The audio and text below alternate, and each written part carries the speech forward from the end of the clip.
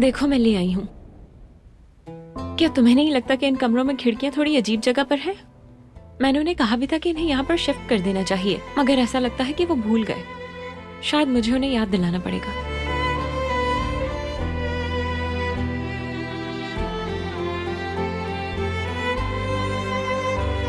वैसे तुम्हारा क्या ख्याल है इस बारे में?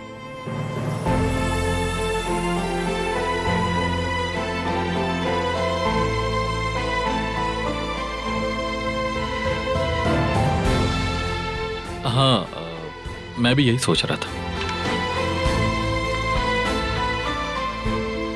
ठीक है, मैं यसर से कहूंगी कि वो रिमाइंड करवा दे। ठीक है, शुक्रिया।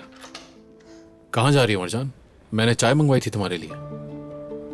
क्या वाकई? ये लीजिए मैडम, बहुत शुक्रिया आपका। एंजॉय कीजिए। अगर आप मरजान के सफर का कोई भी लम्हा मिस नहीं करना चाहते तो अभी सब्सक्राइब करें, बेल आइकन पर क्लिक करें और नए एपिसोड्स की नोटिफिकेशंस हासिल करें। अरे दुरुस्तन अंकल, खुशामदीद। बहुत शुक्रिया। चाय ले आए आप? जी ये लीजिए। शुक्रिया आपका। वाकई चाय का रंग बता रहा है कितनी जबरदस्त है। एंजॉय कीजिए जमाल भाई। बहुत शुक्रिया।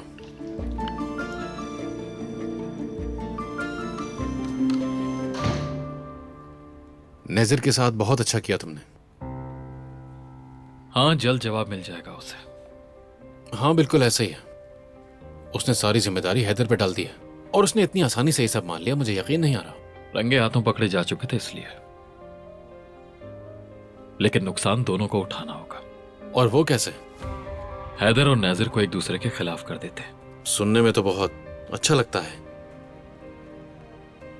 क्या पत्थरों के बारे में कोई खबर मिली तुम्हें? अभी तक तो नहीं। हाँ लेकिन हर चीज का हिसाब जरूर रखा जा रहा है, जल्दी पता चल जाएगा।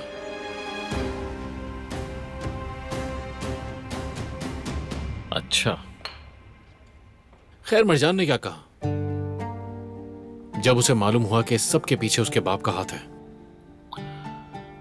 ऑफ कोर्स गुस्से में थी और हर्ट भी हुई। अपने बाप के सामने सच का सामना किया और सच जानने के बाद अब वो अपने बाप के सामने खड़ी भी हो जाएगी। बहुत खूब, ये तो अच्छा किया उसने। उसने तो मुझे भी सरप्राइज कर दिया। मैं इस सब की उम्मीद नहीं कर रहा था। वो सच में एक इंसाफ पसंद लड़की है। कल उसने मुझे बचपन में देखी हुई एक मूवी के बारे में बताया, जैसे कल की बात हो। शायद कोई बेहतरीन यादें नहीं है, मुझे लगता है। नहीं है। मैं सोच रहा हूं एक ऐसा सेटअप बनाते हैं जहां वो मूवी सिनेमा की तरह देख सके। बहुत कुछ झेला है उसने, हो सकता है थोड़ी रिलैक्स हो जाए। कहा तो ठीक है तुमने बिल्कुल, लेकिन ये बात अगर यहीं खत्म हो जाए तो बहुत बेहतर है। और अगर ये अम्मी और आसलील ने सुन लिया तो फिर सोच लेना तुम। हो सकता है। हाँ तुम जानते तो हो ये सब, वो दोनों किसी को नहीं बख्शते। मेरे लिए उसने अपनी जान की परवाह नहीं की। ये सब कुछ तो उसके बदले कुछ भी नहीं है। चलो अच्छी बात है, लेकिन मैं एक बात बता दूं, मुझे यकीन है कि इस बात की वजह कोई और है। क्या कहना चाह रहे हो तुम? नहीं नहीं, मैं कुछ नहीं कहना चाह रहा। लगता है तुम तो मुझ पे शक कर रहे हो। भाई तुमने तो मेरा दिल ही तोड़ दिया।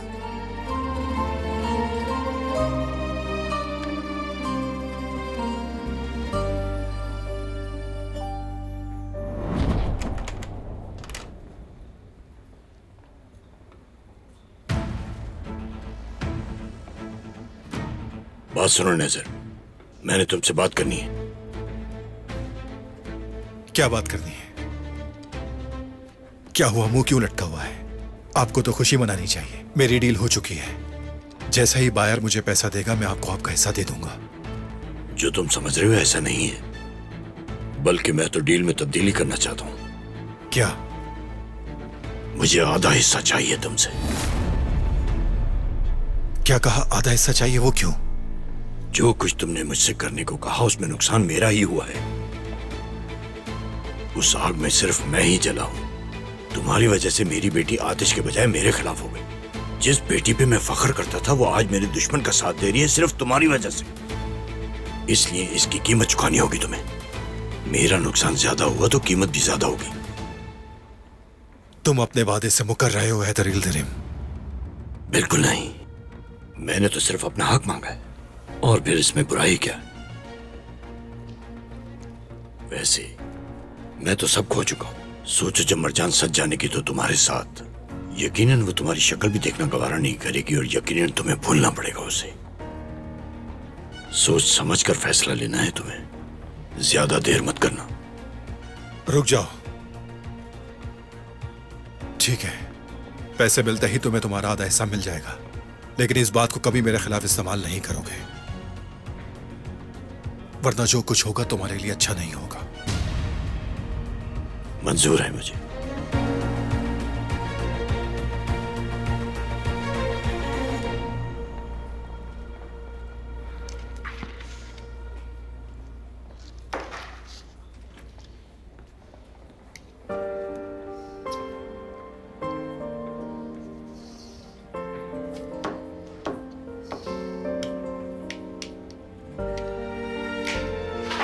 मरजान, क्या हुआ है? किसी ने कुछ कहा है क्या? मुझे कुछ बहुत बुरा पता चला है देमित। तो क्या पता चला? आतिश को बाबा के आदमियों ने किडनैप किया था। क्या? उन्होंने खुद ये कबूल किया है। ये क्या कह रही हो तुम? ऐसा कैसे हो सकता है? और जो कुछ भी हुआ उससे तो तुम्हें भी नुकसान पहुंच सकता था मरजान। हैदर अंकल आखिर ऐसा कैसे कर सकते हैं? मुझे वहां नहीं होना चाहिए था, ये मैं जानती हूँ। यकीन नहीं आ रहा मुझे भी नहीं आया। अपने ही खानदान पर भरोसा ना कर पाना मुश्किल लगता है। और आतिश ने बगैर जाने मेरे भाई पे इल्जाम लगा दिया। भाई ने बताया मुझे कि उनका आतिश से फिर से झगड़ा हुआ है। आखिर क्या कसूर है भाई का? भाई भी परेशान है। वो आतिश की वजह से बहुत कुछ बर्दाश्त कर रहे हैं। होशियार रहो मरजान, वो आदमी बिल्कुल भी नॉर्मल नहीं है। मगर अब वो बहुत हद तक बदल चुका है, क्योंकि जिस तरह से वो मुझसे पेश आता है ऐसा लगता है कि प्रोटेक्टिव है मुझे लेकर। क्या वाकई में? और अब वो इतना संगदिल भी नहीं रहा। इनफैक्ट अच्छा बिहेव करता है। हैरत होती है कभी तो मुझे। खैर छोड़ो ये सब। तुम्हें यकीन है ना कि तुम आतिश के ही बारे में बात कर रही हो मुझसे? ऐसा लगता है उसका दिल नर्म हो गया है। वो पहले जैसे सख्त था वैसा बिल्कुल भी नहीं रहा अब। या चलो यूं कह लेते हैं कि वो जितना बुरा पहले था उतना बुरा नहीं रहा। मुझे तो कभी कभी ऐसा लगता है कि वो शायद कोई नया इंसान बन चुका है, या फिर कोई नया खेल खेल रहा है मेरे साथ। मैं नहीं समझ पाती हूँ।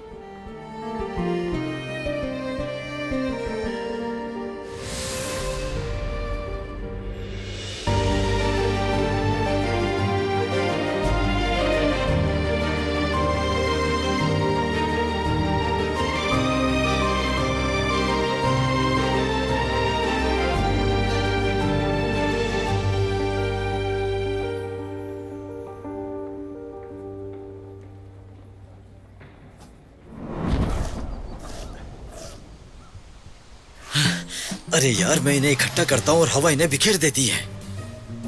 बेरात सब्र करो, हमारा रॉबिन हुड भी अभी तक नहीं आया मदद के लिए। खुदा उसे बरकत दे जिसने कर्ज अदा किया। पता नहीं वो है कौन आखिर। अब थक गया हूं मैं, मेरे तो पसीने निकल गए। बैरात, मैं तुम्हारे लिए चाय लेकर आई हूँ। थोड़ा ब्रेक ले लो वरना ठंडी हो जाएगी। शुक्रिया जहरा, तुमने जहमत क्यों की? इसमें जहमत कैसी, मैं तो बस इसी तरह ख्याल रखती हूँ। मुझे तुम्हारे लिए बहुत बुरा लग रहा है। मैं सुबह से देख रही हूँ तुम कितना ज्यादा काम कर रहे हो। ये कुछ ज्यादा ही नहीं है? क्या कर सकते हैं, काम तो करना पड़ता है। ये गार्डन इतना बड़ा है कि मैं बहुत थक जाता हूँ साफ करके। अल्लाह तुम्हारी मेहनत का सिला जरूर देंगे, क्योंकि तुम बहुत दिल से काम करते हो। पता है, मैं जब से इस घर में आई हूँ ना, तुम्हारे अलावा किसी को इतना काम करते नहीं देखा मैंने। वाकई?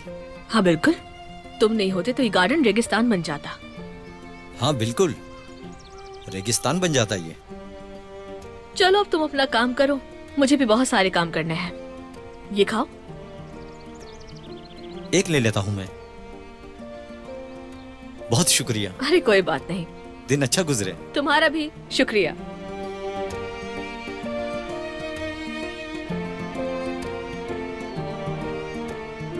ये सच है, ये गार्डन रेगिस्तान बन जाता अगर तुम ना होते। बहुत आला बहरात, बहुत आला, बहुत स्मार्ट हो तुम। आतिश के सफर को जानने के लिए फौरन चैनल को सब्सक्राइब कीजिए और बेल पर क्लिक करें ताकि आपको फौरन से हमारी न्यू एपिसोड्स की नोटिफिकेशंस मिल सकें।